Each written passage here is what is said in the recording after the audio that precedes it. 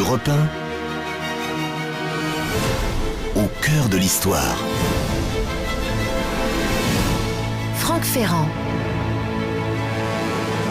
Bonjour Anissa, bonjour à tous. Un cadre somptueux, vous l'avez dit, pour servir d'écrin à cette émission consacrée à l'histoire du service du vin, de l'échansonnerie d'autrefois à la grande sommellerie d'aujourd'hui. Éric Baumard, chef sommelier du Georges V, est avec nous, ainsi que Christian Lesquer, qui est le chef du restaurant 3 étoiles, et bien sûr notre ambassadeur habituel dans tous ces temples de la gastronomie française, Nicolas de Rabaudy, qui connaît comme personne l'histoire des plus hautes traditions. Alors, est-ce que j'ai besoin de vous décrire la salle, la superbe salle néoclassique qui nous accueille? Oui, peut-être. Imaginez de hautes colonnes de marbre blanc vénégris, avec des pilastres, partout des moulures de grandes glaces fumées et des toiles de maître, des tapis épais, des ors vieillis, un mobilier d'acajou bronzé, des lustres et des flambeaux dont les petites flammes tremblotantes se reflètent dans les porcelaines fines et la vieille argenterie. Le vin est constitutif, c'est la parure du repas.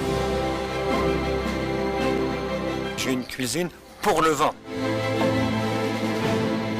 Vers 1470, dit-il, peut-être en Allemagne, apparaît un petit meuble en métal, le rafraîchissoir. Dans les premiers temps, il affecte la forme d'une cuve cylindrique posée sur 3 ou 4 pieds et pourvue de 2 poignées.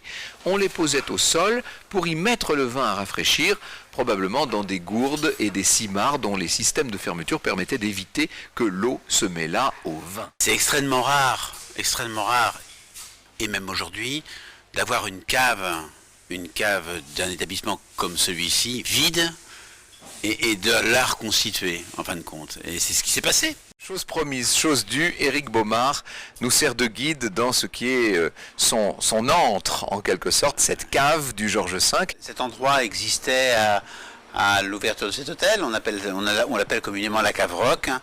Elle a été creusée en 1926. Elle a été murée pendant la Deuxième Guerre mondiale, protégée, elle a été revendue derrière. Murée pour que l'occupant ne sache pas les trésors qui se cachaient derrière le mur. On prenait toute la cave, hein. On a eu le Ritz, c'est la tour d'argent, comme ça. Hein. Ouais. Et revendue après pour faire le dernier étage de l'hôtel, reconstruite, et puis à la fin,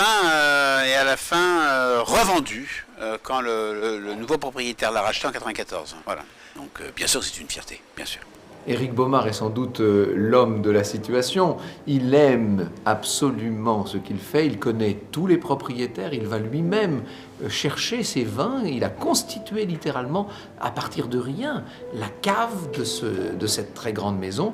Et non seulement il va nous parler de son métier, non seulement il va nous raconter des siècles d'échansonnerie, mais il va aussi nous entr'ouvrir la porte de son antre, c'est-à-dire la grande cave du Georges V.